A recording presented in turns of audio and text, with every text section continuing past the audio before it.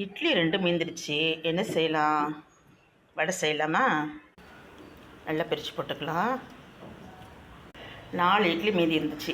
4 இட்லி நல்லா அப்படி பிரித்து போட்டுக்கிட்டாச்சு. ஊற வச்ச கருப்பு கொண்டக்கடலை அது கொஞ்சம் எடுத்துக்கலாம். அதை மிக்சியில் கொஞ்சம் அரைச்சி எடுத்துக்கலாம்.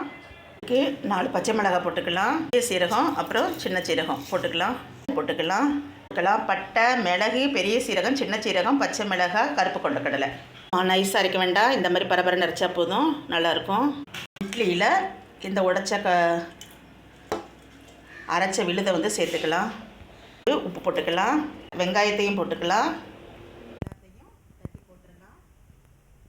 கருப்பு கொண்டக்கடலை பழைய நேற்று செஞ்ச இட்லியை வச்சு சூப்பராக இருக்கா?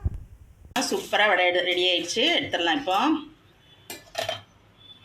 சூப்பரான பழைய இட்லியை வச்சு வடை செஞ்சாச்சு.